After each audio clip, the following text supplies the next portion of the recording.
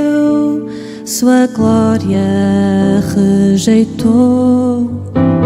Alguém que muito a amou, humilde se entregou. Amor tão grande assim, Jesus mostrou por mim e veio aqui sofrer em meu lugar. Não foi em vão que a cruz aconteceu, não foi em vão que meu Cristo padeceu. O seu imenso amor deu-me vida e salvação,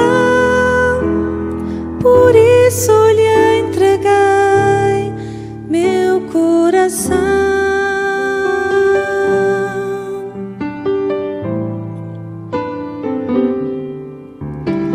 Pesada foi a cruz que o Mestre carregou. Os cravos tão cruéis que escárnio suportou. O sangue do amor perdão me concedeu, e livre do pecado agora sou.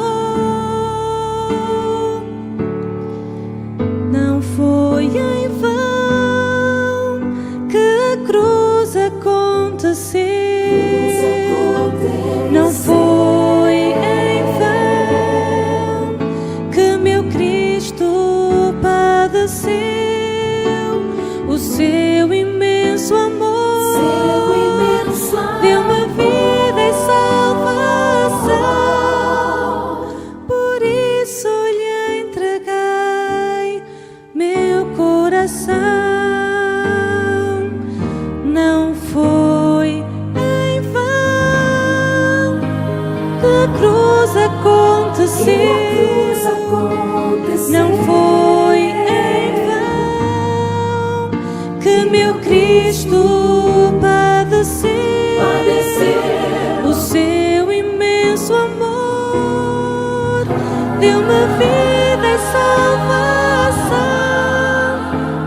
por isso lhe entreguei o meu coração. Por isso lhe entreguei o meu coração.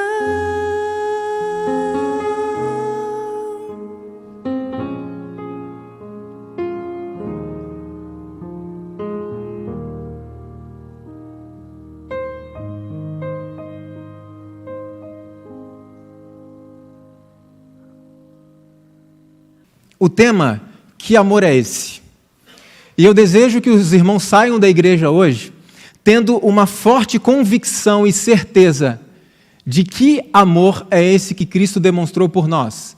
Porque muitas vezes nós não compreendemos plenamente que amor foi esse demonstrado por cada um de nós. Sabemos que o ministério de Cristo, a sua vida, as suas obras nesta terra, os seus momentos finais, a sua morte e sua ressurreição, sempre trarão perguntas para nós, sempre envolverão um certo mistério, nós chamamos o mistério da piedade. E não é por acaso que vamos passar toda a eternidade estudando o amor de Cristo e este plano tão maravilhoso chamado plano da redenção do ser humano. E nesta noite nós vamos meditar um pouquinho mais sobre isso. Porém, antes de abrirmos a palavra de Deus, eu vou convidar você a curvar sua fronte mais uma vez. Nós vamos falar com o Senhor. Querido bom Pai que está nos céus, te agradecemos, Senhor, porque em meio às lutas e tribulações desta vida, em meio à agitação da nossa semana, o Senhor nos deu de presente estas 24 horas chamadas sábado. Obrigado por isso, Senhor. Obrigado porque estamos aqui na Tua casa, o Senhor abriu as portas da Tua casa para receber pecadores como nós, e obrigado porque já podemos sentir a Tua presença aqui. Nesse momento que iremos estudar a Tua palavra. Tu conheces o nosso coração e sabes que não temos condições de compreender nada se a pessoa do Espírito Santo não nos auxiliar agora. Por isso eu te imploro, concede-nos mais do teu Espírito, para que possamos não apenas entender, mas que venhamos a praticar e que jamais venhamos a perder uma oportunidade sequer de compartilhar com aqueles que não te conhecem o grande amor que tens por todas as pessoas. Nós te pedimos e agradecemos em nome de Jesus. Amém. Sabemos então que não temos todas as respostas quando o assunto é a vida de Cristo, o ministério de Cristo, a morte de Cristo, sua ressurreição, mas nós podemos refletir em muitas lições trazidas para nós daquilo que nos foi revelado a respeito desse assunto, e é esse o convite que eu faço nesta noite. Vamos meditar um pouco daquilo que nos foi revelado, e eu convido os irmãos a abrirem a Bíblia no livro de Gênesis, capítulo 1. Gênesis, capítulo 1, o verso 31. O contexto deste capítulo é justamente a criação. E isso que vamos ler se repete em alguns momentos. Capítulo 1, verso 31 do livro de Gênesis diz assim: Viu Deus tudo quanto fizera, e eis que era como? Muito bom. Veja, a Bíblia não diz apenas bom, mas diz muito bom. Quando Deus criou este mundo, tudo era perfeito. Não havia absolutamente nada que lembrasse ou induzisse pessoas ao mal. Nada que precisasse ser corrigido, consertado, dado algum retoque. Era tudo absolutamente perfeito. Mas para que tudo fosse absolutamente perfeito, era necessário que Deus concedesse às suas criaturas um dom especial, chamado livre-arbítrio. Porque sem o livre-arbítrio, sem a liberdade de escolha, não pode haver um amor verdadeiro. Então Deus concedeu às suas criaturas o livre-arbítrio. Um destes seres criados, fazendo mau uso desse livre-arbítrio, tomou a decisão pelo mal. Nós não entendemos como isso pode ter acontecido num ambiente perfeito. Sabemos apenas que aconteceu. E a Bíblia assim relata no livro de Ezequiel. Eu vou projetar alguns textos para nós ganharmos tempo. Me ajudem. Veja o que diz a respeito de Lúcifer. Perfeito eras nos teus caminhos, até que se achou iniquidade em ti. Então nós podemos chegar a uma conclusão aqui. Era um ambiente perfeito, nada lembrava o mal, nada induzia o mal, e um ser com o seu livre-arbítrio escolheu pecar. Então nós entendemos que o pecado é uma escolha. Sempre será uma escolha. Mesmo num ambiente perfeito, alguém escolheu pecar. A Bíblia chama o mistério da injustiça ou o mistério da iniquidade. Bom, tendo então Lúcifer sido expulso do céu com os anjos que ficaram ao seu lado, eles planejaram algo. Vamos levar aquele casal, Adão e Eva, a pecar também. Muitos podem pensar que Lúcifer apenas odiava aquele casal e desejava a destruição deles, mas não era apenas isso.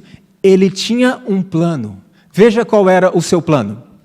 Se pudesse de alguma maneira induzi-lo, ou seja, o casal, à desobediência, Deus faria alguma provisão pela qual pudessem ser perdoados. E então ele, Satanás, e todos os anjos caídos obteriam um provável meio de partilhar com eles a misericórdia de Deus. Se isto falhasse, podiam unir-se com Adão e Eva, tomar posse do Éden e conservá-lo como seu lar.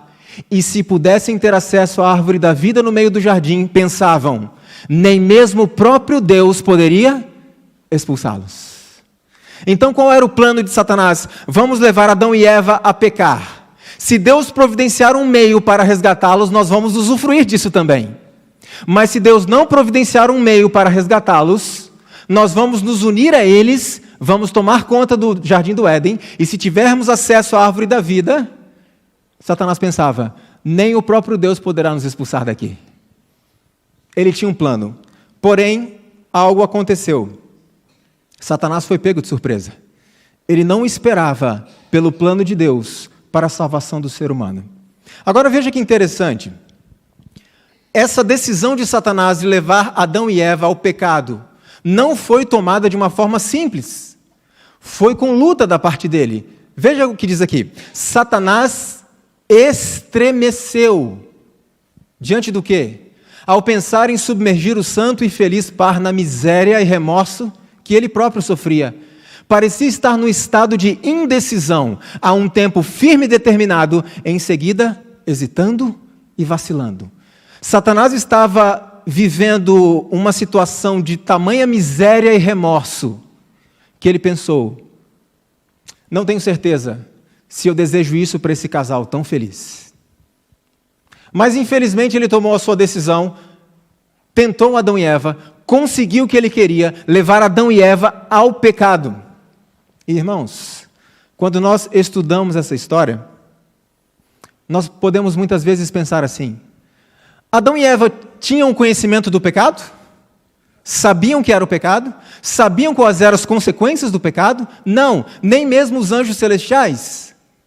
Porém, este desconhecimento não desculpava a sua decisão em fazer o que era errado. Por quê? Porque mesmo não conhecendo o pecado e nem sabendo as suas consequências, Adão e Eva tinham o assim, diz o Senhor. Eles precisavam ter provado o mal para saber que é mal? Não, porque Deus já tinha dito isso a eles. Vivam desta maneira, façam isso, não façam isso, e vocês viverão.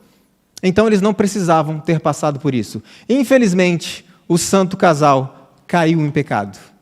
Quando eles caíram em pecado, houveram duas reações, em dois grupos diferentes. Veja, de um lado, Satanás exultou, se alegrou, festejou com o seu êxito, com a queda do homem. Mas no céu, toda a harpa emudeceu. Os anjos, com tristeza, arremessaram da cabeça as suas coroas. Então perceba que quando o homem caiu, de um lado, alegria, festa, do lado de Satanás. Mas do lado de Deus, tristeza. Que lição que isso traz para a minha vida hoje? Quando eu me alegro com a queda do meu irmão, qual espírito está operando em mim? O espírito de Satanás. Quando o meu irmão cai, quando o meu irmão falha, qual deve ser o meu sentimento? O mesmo do céu, tristeza. Não apenas tristeza, mas um desejo intenso de resgatá-lo. Esse deve ser o nosso desejo, o nosso anseio. Pois bem, alguns podem imaginar que no momento da queda do homem, Deus os chamou e de uma forma irada disse: saiam daqui, retirem-se daqui. Veja o que vocês fizeram, me desobedeceram, imediatamente saiam daqui. Foi dessa forma? Para aqueles que conhecem o caráter de Deus, sabe que não foi assim. Eu imagino Deus chamando aquele casal para perto de si, explicando para eles as consequências daquele ato que eles tinham cometido. E com muita tristeza no coração dizendo: filhos, agora vocês precisam ir. Mas eu imagino que enquanto Adão e Eva estavam se retirando do jardim, todo o céu triste, eu imagino que Deus estava pensando: filhos, fiquem tranquilos. Já existe um plano. Estamos trabalhando nisso. Vocês voltarão. Vamos viver juntos de novo. E aquele casal teve que sair do jardim. E eu pergunto: que plano foi esse que foi providenciado para a salvação do homem? Veja o que mais aconteceu ali no céu. Todo o céu pranteou como resultado da desobediência e queda de Adão e Eva. Viu o adorável Jesus. E veja como ele estava. Seu semblante estava calmo. Livre de toda perplexidade e inquietação. Eu imagino o desespero que tomou conta do céu quando Adão e Eva caíram. Mas Jesus estava calmo. Apesar de triste, estava calmo. Por quê?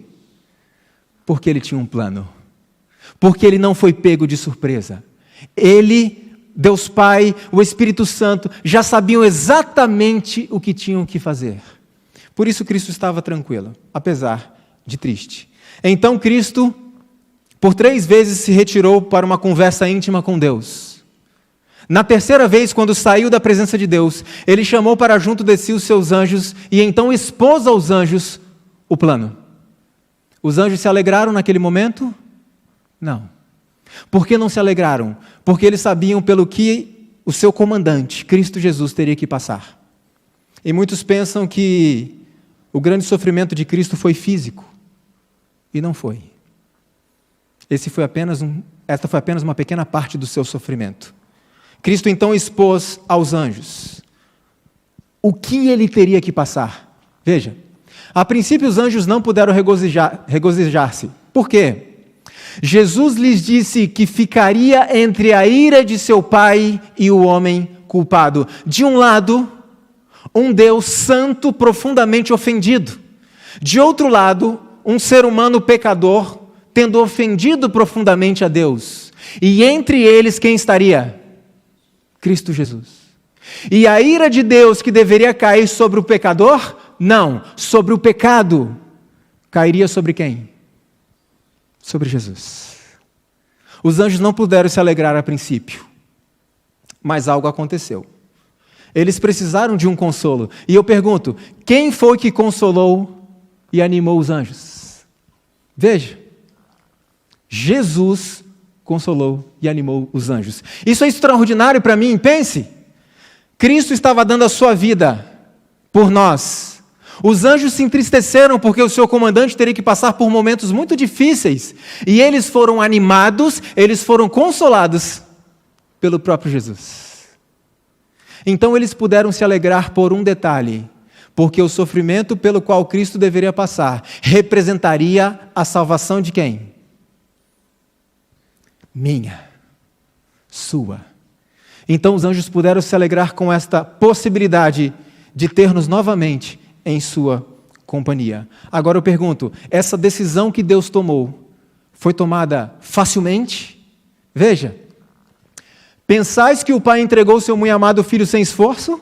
Não, absolutamente. Foi mesmo uma luta para o Deus do céu decidir se deixaria o homem culpado perecer ou dar seu amado Filho para morrer por ele. A divindade sabia exatamente o que Cristo teria que passar, e nós vamos ver daqui a pouco. Então foi uma luta. Mas eu pergunto, o quanto o céu nos ama? Por isso que nesta noite eu quero que você saia daqui com uma plena convicção do quanto você e eu somos amados e do quanto temos valor diante de Deus. Quando alguém te disser você não vale nada, ok, há uma verdade nisso, porque nós em nós mesmos não valemos nada. Mas lembre-se que nós fomos comprados por que preço?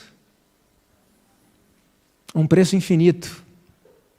E nós vamos ver um pouco que preço foi esse. Bom, a Bíblia então diz que na plenitude dos tempos Deus enviou o seu Filho. Você já parou para pensar no seguinte? Cristo poderia ter vindo a esta terra como um adulto, sim ou não?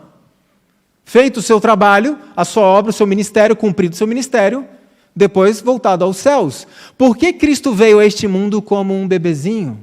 Por que Cristo passou pela adolescência? Por que Cristo passou pela fase adulta? Porque Cristo queria ser o nosso exemplo em todas as fases da vida. Esse foi o seu objetivo, nos servir de exemplo em todas as fases.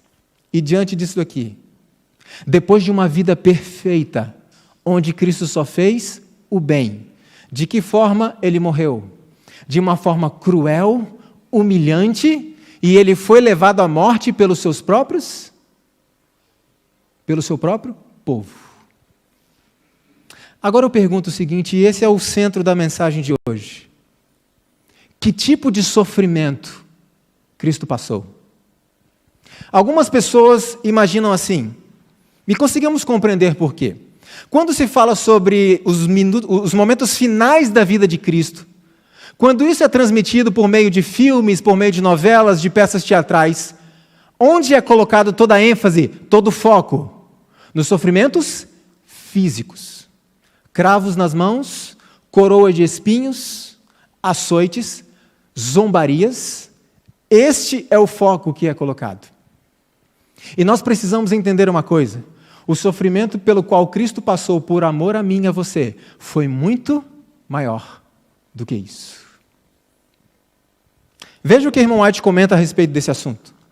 Em consequência das ideias limitadas acerca dos sofrimentos de Cristo, muitos estimam em pouco a grande obra da expiação. Por que muitos tratam este assunto de uma maneira leviana e reverente? porque não compreendem o que foi o sofrimento de Cristo. A partir do momento que compreendemos o que foi essencialmente o sofrimento de Cristo, passamos a compreender a plenitude do seu amor por cada ser humano. E quando nós compreendemos o quanto Deus nos ama, sabe qual vai ser a nossa resposta? Senhor, o que queres que eu te faça? Isso se chama justificação pela fé.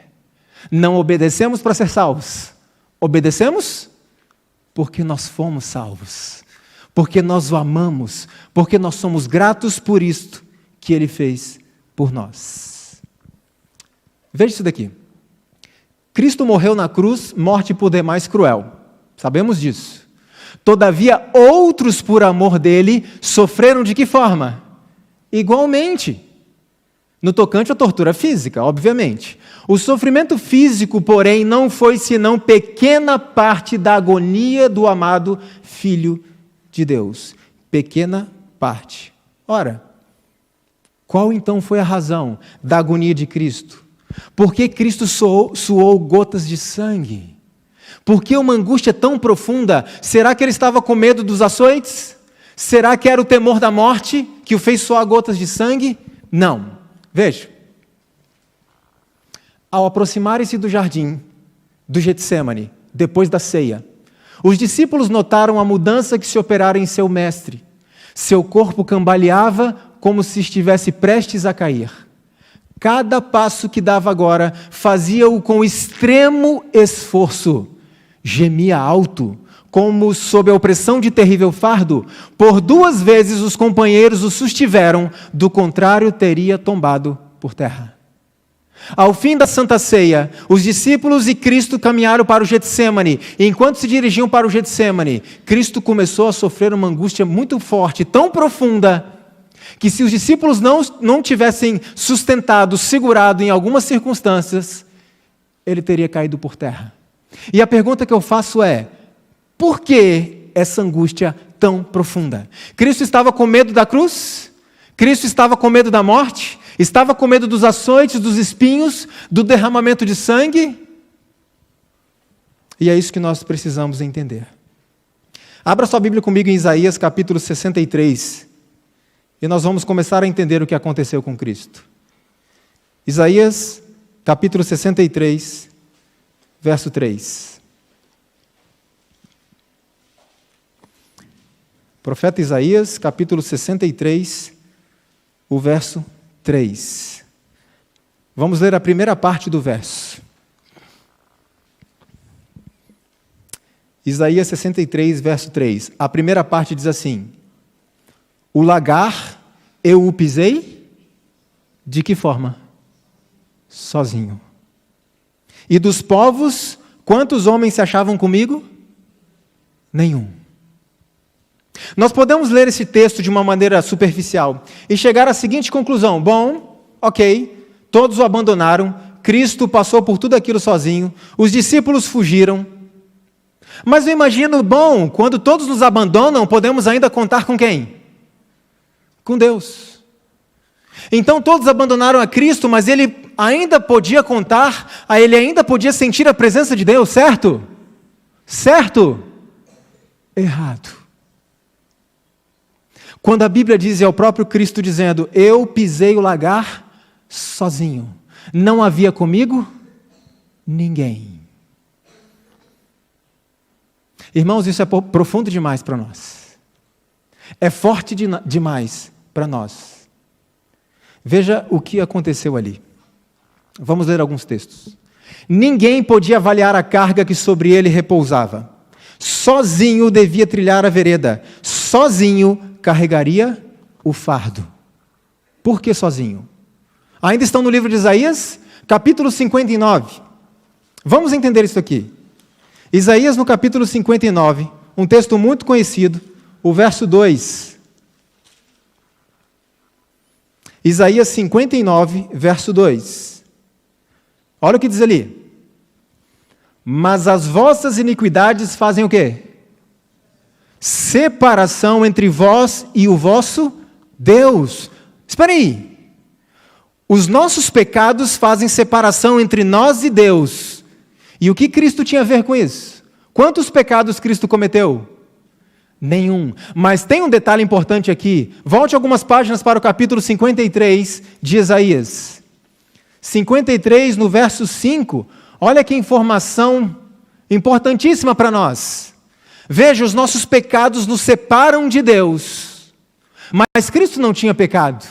Veja o que diz Isaías 53, verso 5.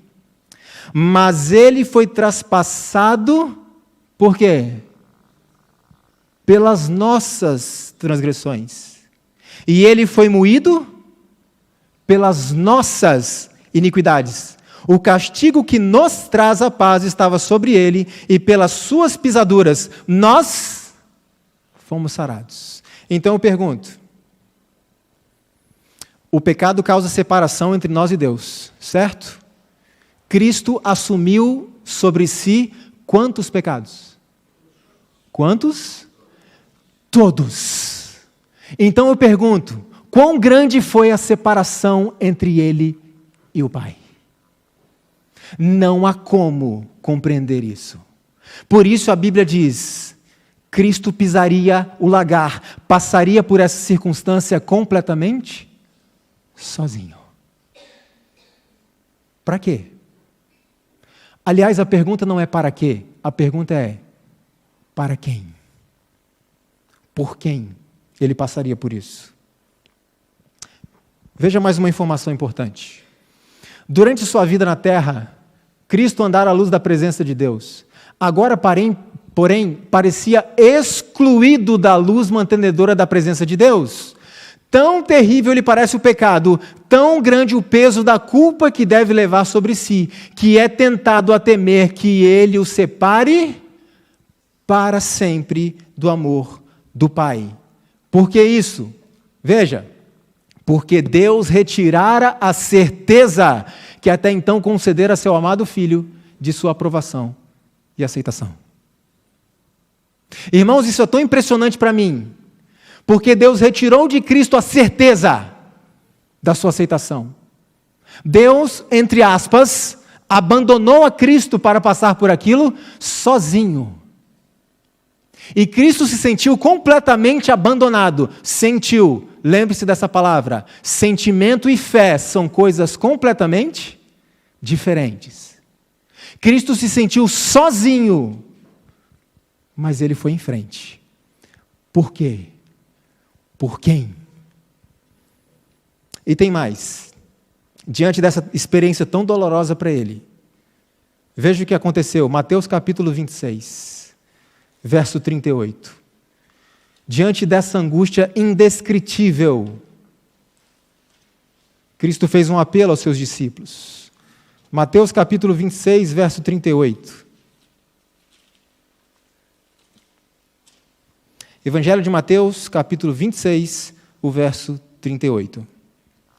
Veja o que Jesus disse.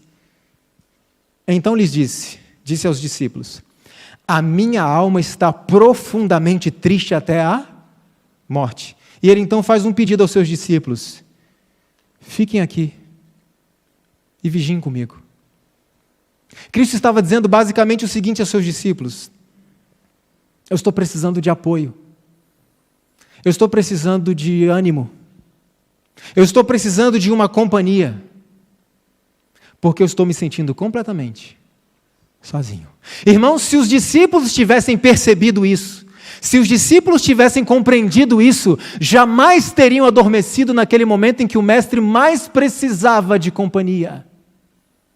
Tanto é que Pedro, depois de tudo, quando ele negou a Cristo, a serva do Senhor Ellen White diz que ele, numa profunda amargura, uma tristeza tremenda, depois de ter negado o seu mestre, ele se dirigiu ao Getsemane e chorou amargamente. Sabe aonde?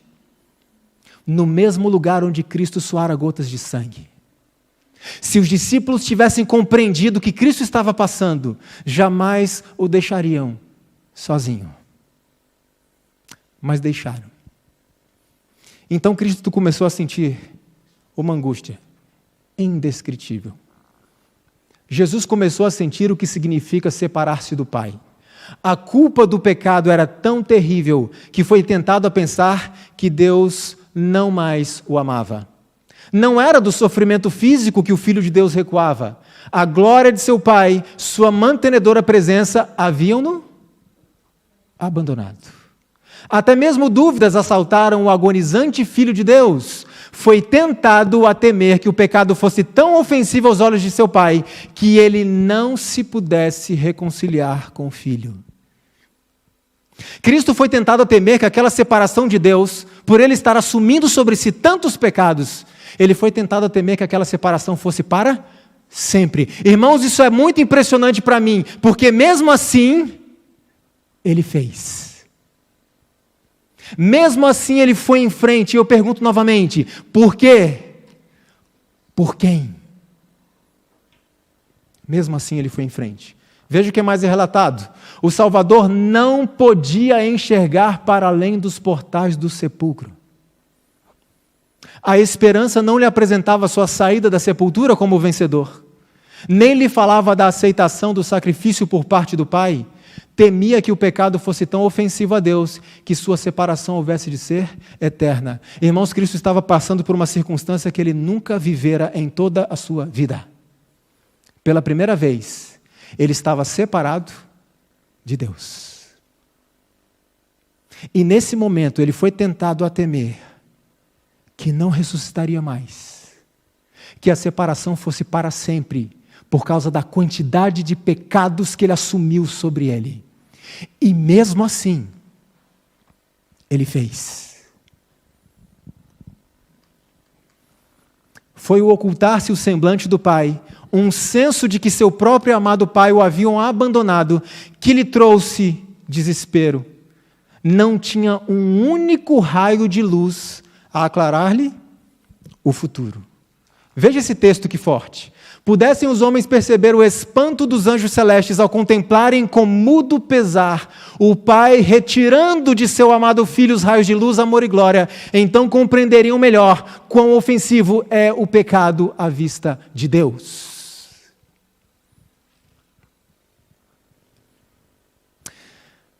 O sofrimento já estava forte demais, sim ou não? Só que existia alguém ali para piorar as coisas. Satanás. Satanás estava ali para tentar Cristo, fazê-lo sofrer ainda mais. Veja, Satanás apertava o Redentor. O que ele dizia? A nação que pretende achar-se acima de todas as outras, quanto às vantagens temporais e espirituais, te rejeitou. Procuram te destruir. Um de teus próprios discípulos que tem ouvido tuas instruções e sido um dos de mais destaque nas atividades da igreja, trair-te-á. Um de teus mais zelosos seguidores te há de negar. Todos te abandonarão. Cristo repeliu esse pensamento com todo o seu ser, que aqueles a quem empreendera salvar, aqueles a quem tanto amava, se unissem aos tramas de Satanás, isto lhe traspassava a alma. Satanás dizia então a Cristo, por que você está fazendo isso? Para quê? Você não sente a falta do Pai? Então acabe com isso. Volte para a presença do Pai.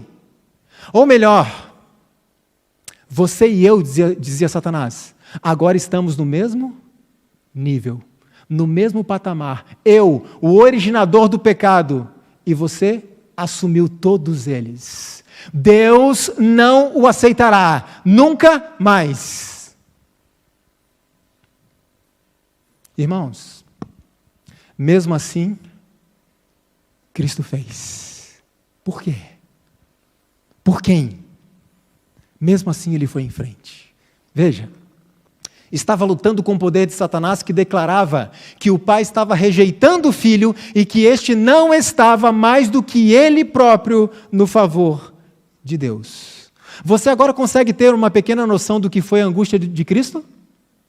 Você consegue agora entender por que cravos, espinhos, açoites, cruz, não foi nada perto disso.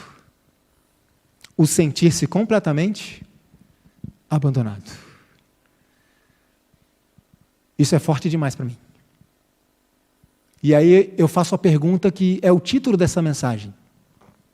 Que amor é esse? Porque mesmo diante de todas essas circunstâncias, Cristo foi até o fim. Só que no momento de profunda dor, Cristo exclamou o seguinte, Mateus capítulo 26 ainda. Agora Mateus 26, verso 39. O verso seguinte. Veja o que aconteceu ali. Adiantando-se um pouco, está falando de Cristo, prostrou-se sobre o seu rosto, orando e dizendo, meu Pai, se possível, passa de mim esse cálice. Cristo estava dizendo assim, Pai, existe outra forma de salvar essas pessoas? Se houver outra forma para salvar essas pessoas, por favor, vamos fazer. Está doloroso demais para mim. Eu não sinto a sua presença, me sinto completamente abandonado, não consigo olhar além do sepulcro. Tem um outro jeito? Tem uma outra forma? Vamos fazer. Irmãos, por que ele fez isso? Por quem ele fez isso? Agora existia uma outra maneira? Não. Veja esse comentário de Ellen White. O afastamento do semblante divino do Salvador, nessa hora de suprema angústia, penetrou-lhe o coração com uma dor que nunca poderá ser bem compreendida pelo homem. Tão grande era essa agonia que ele mal sentia a dor física. Isso fez Cristo suar gotas de sangue. O afastamento de Deus, o sentimento de que ele não poderia mais se reconciliar com Deus pela quantidade de pecados que assumiu sobre si, todos os pecados da humanidade. Agora eu pergunto, diante desta angústia tremenda, Cristo poderia ter interrompido o plano e voltado para o céu? Sim ou não? Sim. Ele poderia ter feito isso.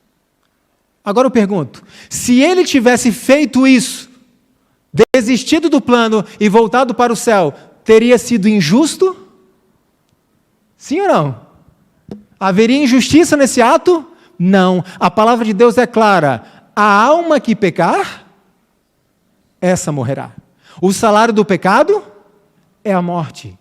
Se Cristo tivesse abandonado o plano e voltado ao céu, seria absolutamente justo. Só que haveria um problema para nós. Cristo ainda podia, mesmo então, recusar beber o cálice reservado ao homem culpado. Ainda não era demasiado tarde, poderia enxugar da fronte o suor de sangue e deixar perecer o homem em sua iniquidade. E eu repito, se tivesse feito, teria sido justo. Porém, houvesse ele feito isso e não teria havido redenção para o homem caído. Cristo poderia ter desistido, e seria justo. Mas louvado seja o Senhor, porque Ele não desistiu. Louvado seja o Senhor, porque Ele foi até o fim. Por quem? Por mim e por você. E diante dessa profunda angústia, vamos continuar o verso que estávamos lendo, Mateus 26, verso 39. Então Cristo fez a seguinte pergunta a Deus: Pai, se for possível, passe esse cálice de mim. Está muito doloroso para mim. Todavia, não seja como eu quero, mas sim como tu queres. O verso 42, tornando a retirar-se, orou de novo dizendo: meu Pai, se não é possível passar de mim este cálice sem que eu beba, faça-se a tua vontade. Jesus estava dizendo: Senhor, se não tem outro jeito de salvar o Leandro, eu vou fazer. Cristo estava dizendo: Pai, eu não consigo ver mais a tua face. Eu não sinto mais a tua presença. Eu me sinto completamente abandonado. Se for possível fazer de outra forma, vamos fazer. Mas se não for possível, faça-se a tua vontade.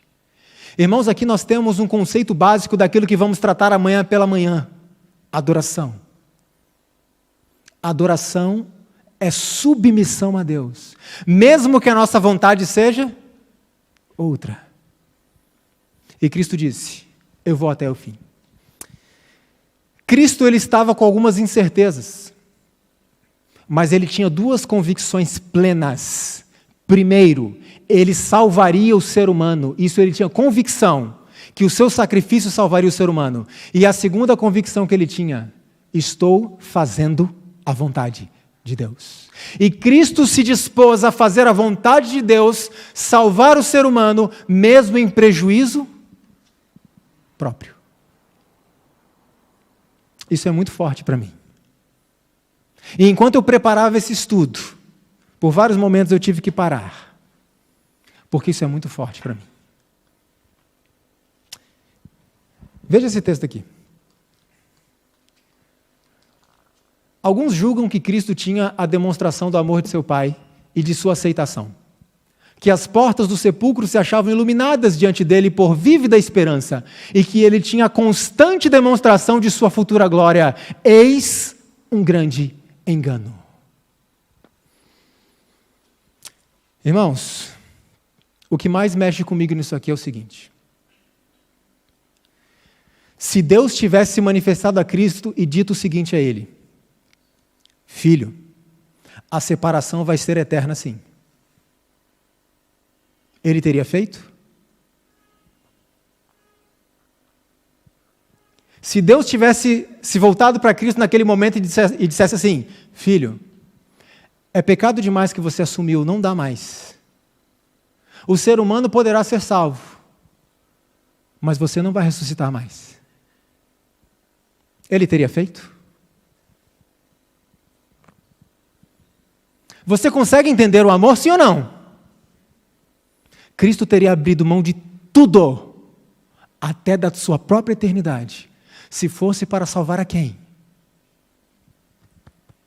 A mim. E ele foi em frente, mesmo não tendo, veja, não tendo a certeza do que aconteceria com ele, porque Deus retirou dele essa certeza, mas ele tinha plena convicção, e aí que estava a sua fé. Estou fazendo a vontade de Deus.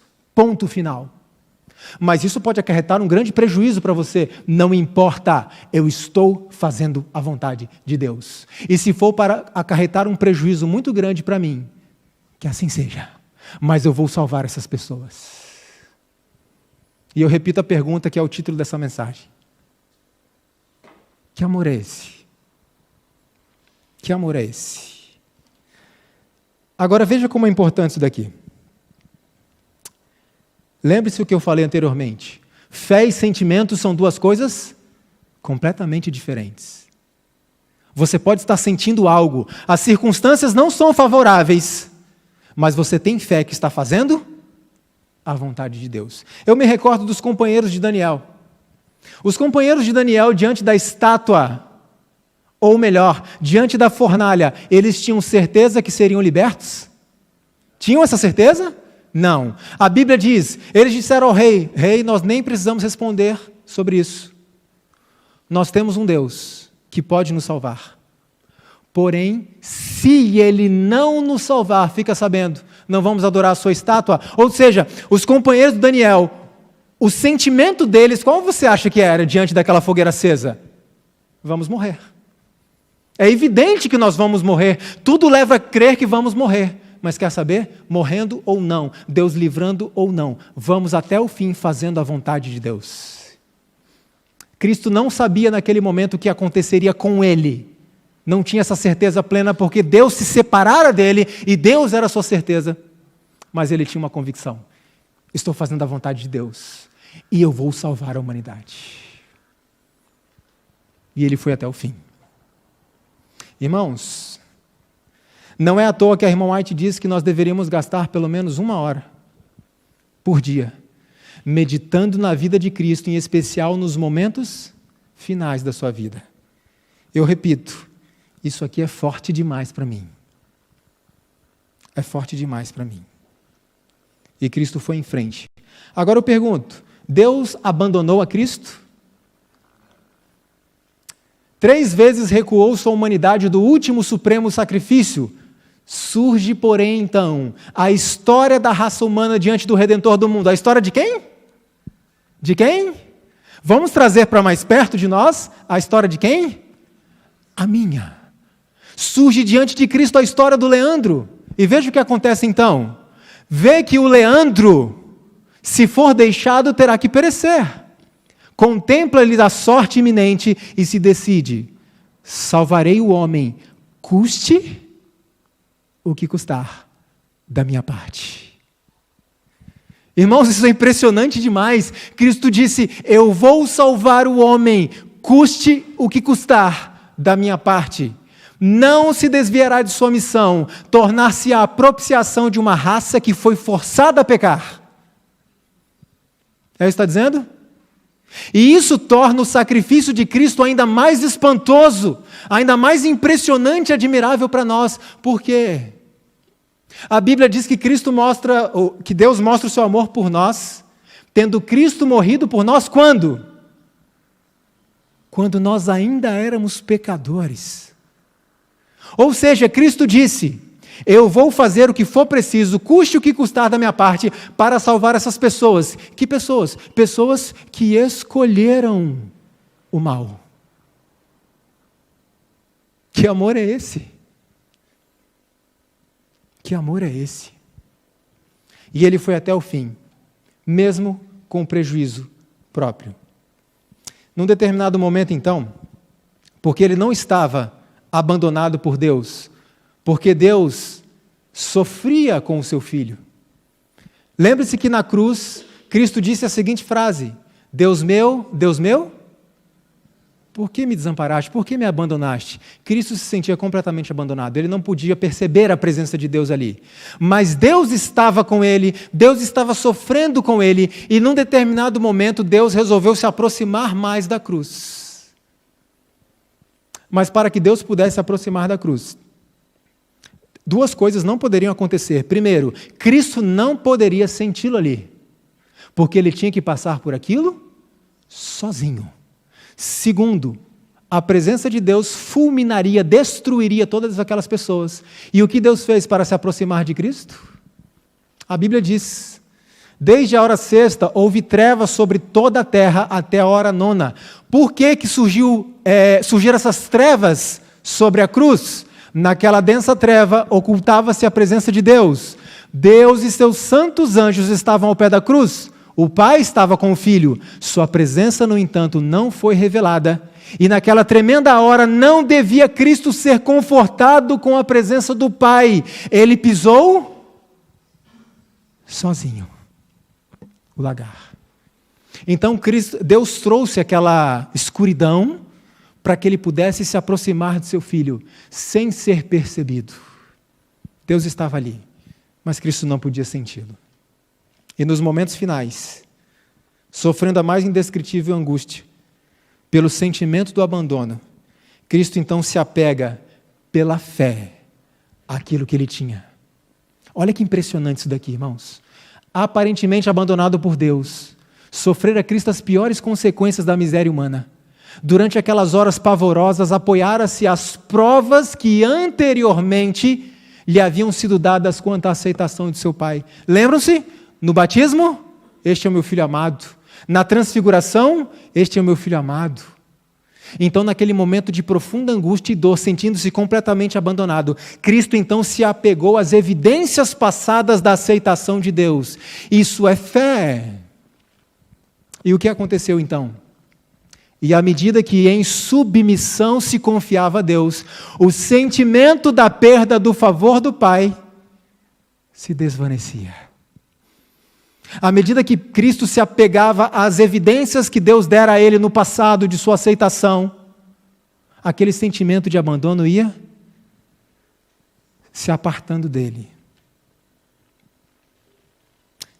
E finalmente, Cristo morre.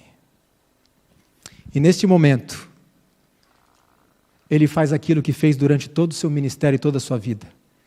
Clamando Jesus com grande voz, disse: Pai, nas tuas mãos entrego o meu espírito. E havendo dito isto, expirou. O último ato de Cristo foi justamente aquele que ele repetira durante toda a sua vida nessa terra.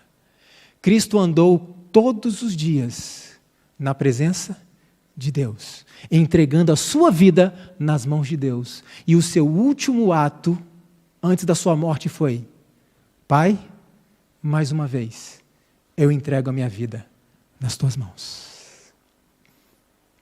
Cumpri o plano, fiz a minha parte, fiz o que o Senhor pediu, o resto é contigo, entrego a minha vida nas tuas mãos. Irmãos, por que ele fez isso? Por quem que ele fez isso? Por você, por mim. Agora veja que texto surpreendente. Não animam claros, luminosos raios de esperança à direita ou à esquerda, sendo-lhe negada até a brilhante esperança e confiança no triunfo que obterá no futuro. Clama ele com grande voz: Pai, nas tuas mãos entrego o meu espírito. Pela fé saiu Cristo vitorioso. E por meio deste sacrifício, você e eu também podemos ser vitoriosos. Porque Cristo veio para nos salvar, e eu pergunto: Cristo veio nos salvar do quê? Alguns dizem: Cristo veio nos salvar deste mundo, a salvação de Cristo é o fato dele nos levar para o céu. Não! O céu é o prêmio daqueles que foram salvos. Cristo nos salva do quê? Dos nossos pecados. É disso que ele nos salva, é disso que ele nos liberta. E pela fé na cruz, Cristo saiu vitorioso, e ele oferece essa vitória a cada um de nós. Agora, irmãos, mesmo depois da sua ressurreição, Maria se aproximou de Cristo para tocá-lo. O que ele fez? Não toque. Por quê? Porque ainda não subia ao Pai. Por que ele precisava subir ao Pai? Jesus recusou receber a homenagem de seu povo até haver obtido a certeza de estar seu sacrifício aceito pelo Pai. Agora tem um último detalhe aqui para nós concluirmos, que na minha opinião torna esse sacrifício ainda mais surpreendente, maravilhoso, espantoso para nós. E a pergunta que eu faço é a seguinte: Cristo poderia ter pecado? Havia esse risco? Sim ou não? Sim. Pretendem muitos que era impossível Cristo ser vencido pela tentação. Mas Cristo tomou a natureza do homem com a possibilidade de ceder à tentação. Como livre agente moral, Cristo foi posto à prova com liberdade para ceder às tentações de Satanás e agir em oposição à vontade de Deus. Ele não poderia ter sido tentado em todos os pontos em que o ser humano é tentado, se não houvesse a possibilidade de ser vencido. Por quê? A menos que haja possibilidade de ceder, tentação não é tentação. Então eu pergunto novamente: Cristo poderia ter pecado? Sim. Ok, então se Cristo tivesse pecado, o plano da redenção teria fracassado e Cristo então voltaria ao céu e a raça humana estaria perdida. Certo? A Bíblia diz assim: a alma que pecar, morre. O salário do pecado? Se Cristo tivesse pecado, a raça humana estaria condenada para sempre. E ele também. Irmãos, isso é forte demais para mim. Eu pergunto uma coisa: quanto Cristo arriscou por nós? Tudo. Tudo. Veja isso daqui. Só com risco de infinita perda é que podemos condescender com o pecado, por pequenino que seja. Permitiu Deus que viesse seu Filho, sujeito à fraqueza da humanidade, permitiu que enfrentasse os perigos da vida em comum com toda a alma humana, combatesse o combate como qualquer filho da humanidade tem que fazer, com risco de fracasso e ruína eterna. Irmãos, que amor é esse? Cristo arriscou tudo pela nossa salvação. tudo, absolutamente tudo. Isso é espantoso demais. Agora, como é que ele conseguiu vencer? Como é que ele conseguiu passar por essa situação tão difícil e sair como vencedor? Veja. Revestido do ser humano, ou revestido do humano, Cristo sentiu o quê? Para um pouquinho aqui. Você sente necessidade de Deus? Porque Laodiceia tem um problema.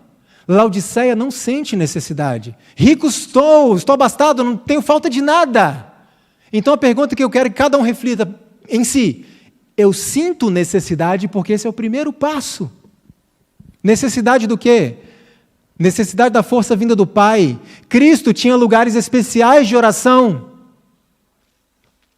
Tinha prazer em entreter comunhão com seu Pai. Neste exercício, sua alma santa, humana, era fortalecida para os deveres e provas do dia. Ele é nosso exemplo em quantas coisas? Tudo. É um irmão em nossas fraquezas, mas não em possuir idênticas paixões. Sendo sem pecado, sua natureza recuava do mal. A nossa natureza recua do mal? Não. A nossa natureza nos empurra para o mal. Sua humanidade tornava a oração necessidade e privilégio. Irmãos, eu fiquei pensando nisso aqui. Cristo tinha uma natureza que recuava do mal. E ele sentia necessidade de uma profunda comunhão diária com Deus. Eu tenho uma natureza que me empurra para o mal. Tenho sentido a mesma necessidade? Tenho gastado o mesmo tempo que Cristo com Deus? Ele reclamava todo o mais forte apoio divino e o conforto que o Pai estava pronto a conceder-lhe.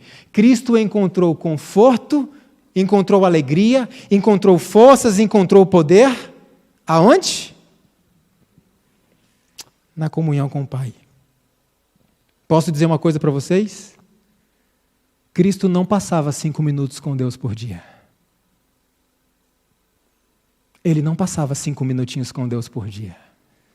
Ele sentia necessidade de muito mais. E eu, como estou?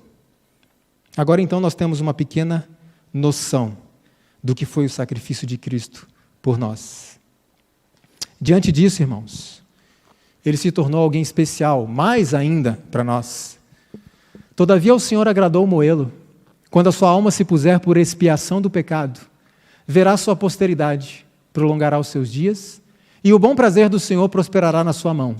Ele verá o fruto do trabalho de sua alma e ficará? E qual é o fruto desse trabalho? Qual é o fruto desse trabalho? Você salvo. Eu salvo. A Bíblia diz então que Deus teve prazer em ver Cristo sofrendo? Não. A irmã Ati comenta esse texto dizendo que Deus sentiu prazer porque os sofrimentos de Cristo estavam cheios de promessas. E o que Cristo fez é o que garante para você e para mim que um dia estejamos com Ele novamente. Para sempre. Porque o pecado não se levantará pela segunda vez. E a serva do Senhor diz que a cruz de Cristo é a certeza de que o pecado não vai se levantar. E eu pergunto, por que Cristo fez isso tudo? Por que Cristo arriscou tudo? Por isto. Tudo quanto sofreu, as gotas de sangue a lhe correr da fronte, das mãos e dos pés, a agonia que lhe atormentou o corpo e a indizível angústia que lhe encheu a alma ao ocultar-se dele a face do Pai, tudo fala a cada filho da família humana declarando o seguinte: é por ti que o Filho de Deus consente em carregar esse fardo de culpa. Tudo isso? Vamos falar de uma forma mais próxima. Tudo isso por amor de mim. Ele, o que leva sobre si os pecados, sofre a ira da justiça divina e torna-se mesmo pecado por amor de mim. Irmãos, e diante deste tremendo sacrifício que foi feito por nós, e somos tão gratos, E eu me volto a Cristo e pergunto: Senhor, o Senhor fez tanto, o Senhor arriscou tanto, o Senhor passou por uma angústia tão profunda, algo tão terrível, por mim. O que o Senhor quer que eu faça por ti? Cristo me pede para ser decapitado? Ainda não.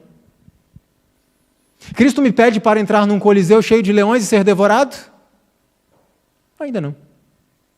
Se pedisse, seria muito? Diante do que ele fez? Não. Por isso que tantas pessoas morriam nesses lugares, cantando, sorrindo, porque para o cristão verdadeiro, viver é Cristo e o morrer. Morrer é lucro. Morrer por Cristo é uma honra. Então, Senhor, o Senhor quer que eu faça o quê em retribuição a esse grande sacrifício? O Senhor quer que eu seja queimado vivo? Não, filho, ainda não. O que o Senhor quer então? E eu posso ser bem direto nesse momento? Cristo só diz assim: filho, se você me ama, guarda os meus mandamentos. Vamos ser um pouco mais diretos. Filho, eu quero que você se alimente desta forma. Vai ser bom para você. Pode ser? Senhor, é só isso? Sim, filho, por enquanto é só isso. Pede algo mais. Filho, eu quero que você se vista desta maneira, para ser o meu representante, entende? É para o seu bem, para o bem das pessoas que eu quero salvar. Pode fazer isso por mim?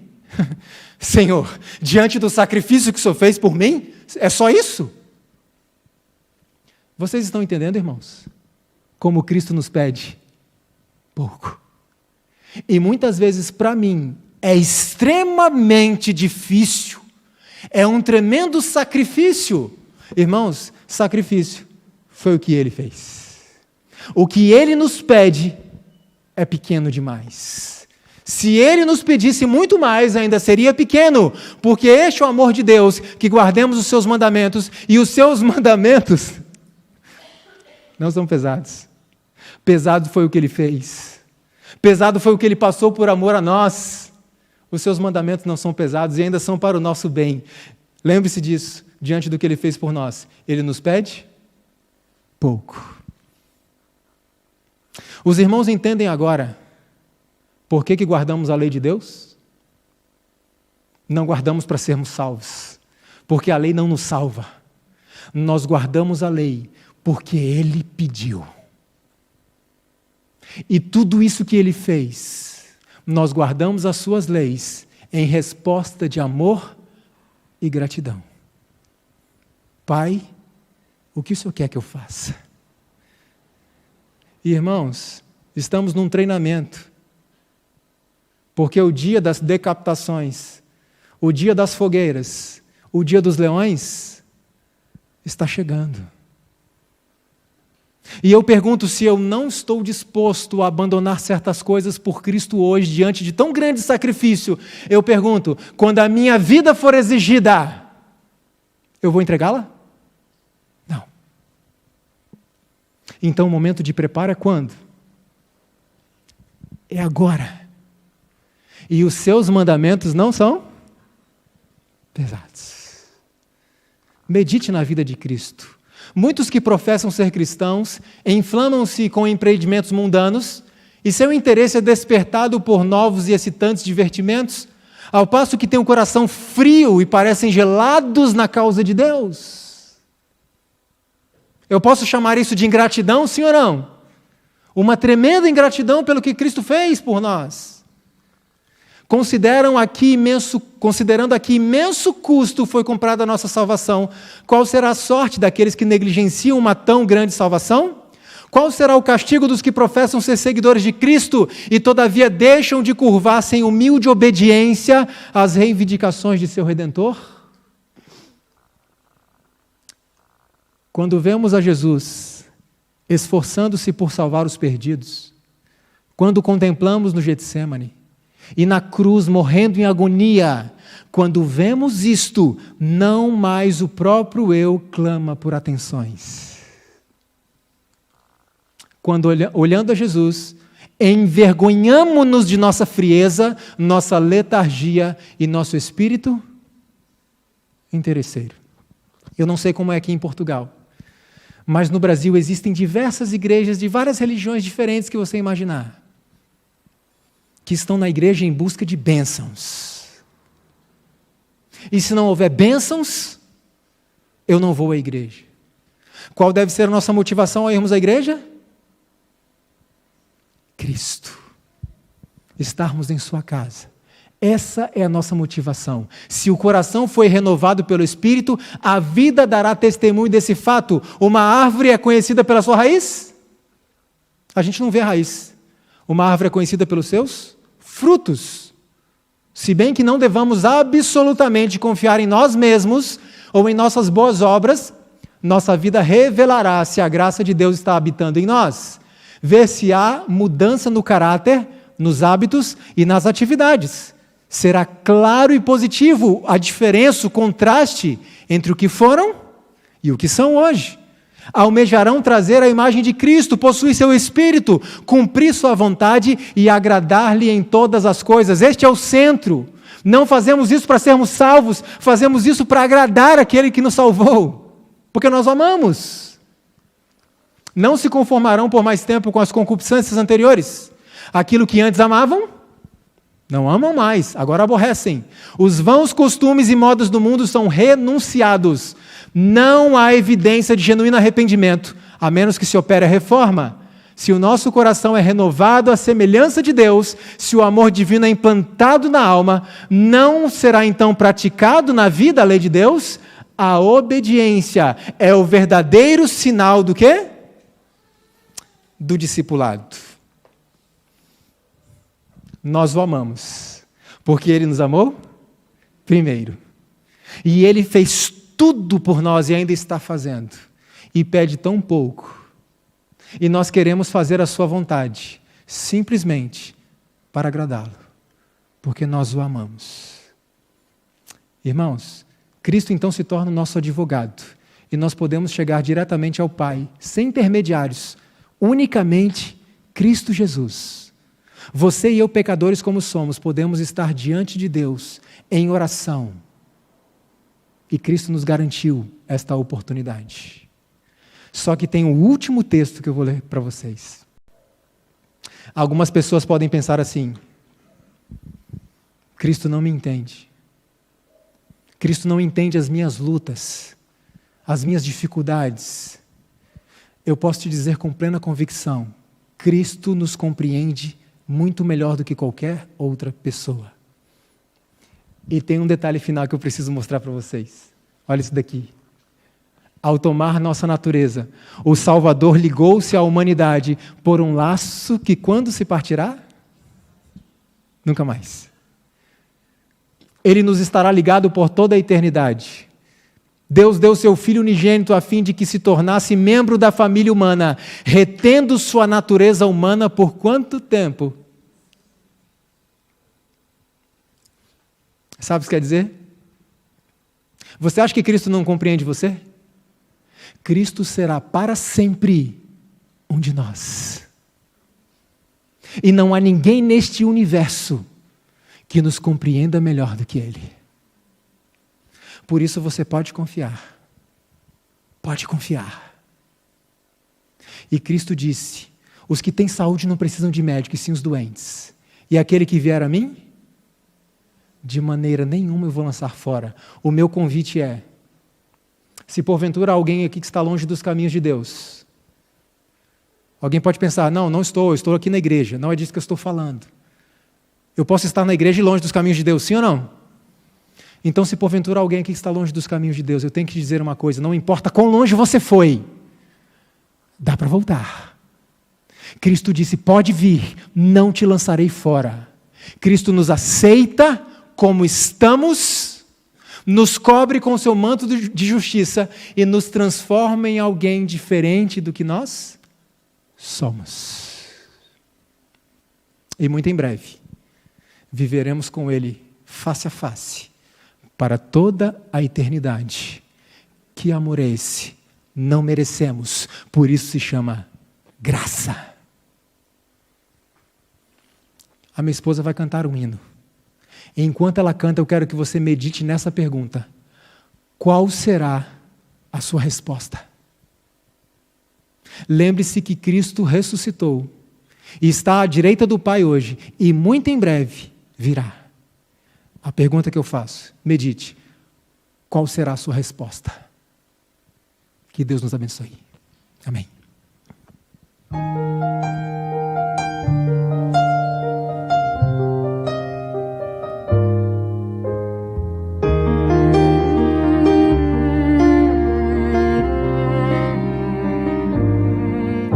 Serei sempre grato a meu Mestre, meu Jesus, pois tomou os meus pecados, cravou-os lá na cruz, a coroa de espinhos.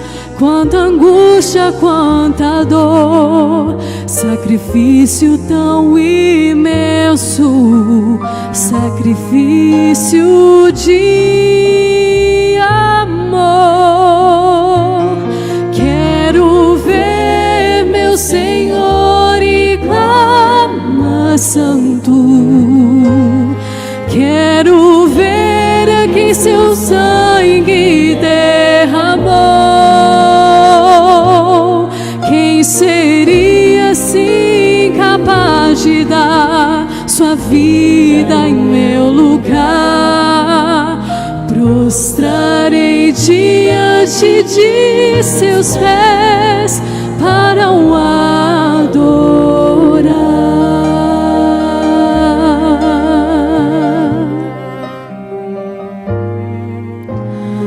Aguardo o momento quando o clarim soar e o Pai disser a Cristo: os meus filhos vá buscar.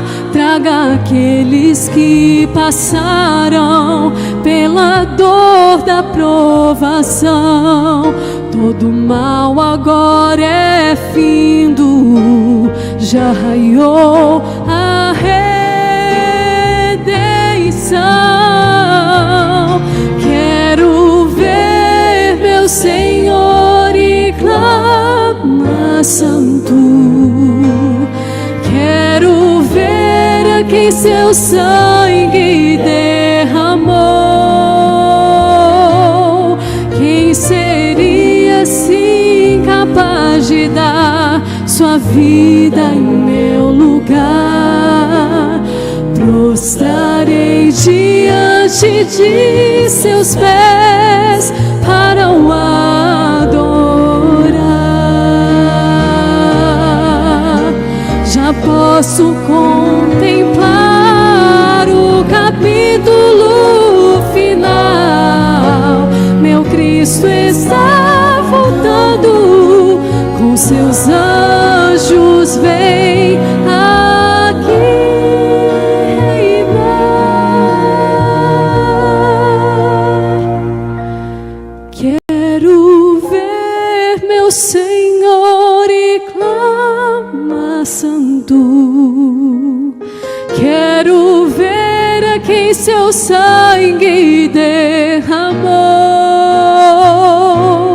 Quem seria assim capaz de dar sua vida em meu lugar?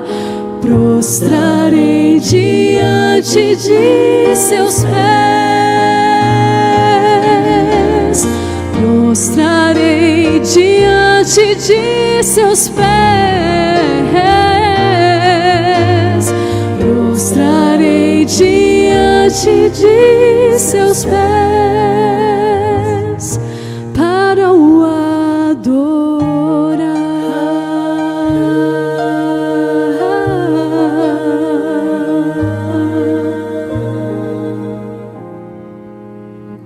Amém.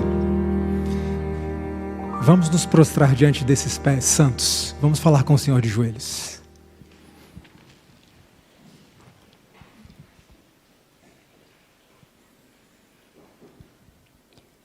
Querido Deus e amado Pai que estás nos céus, que amor é esse, Senhor?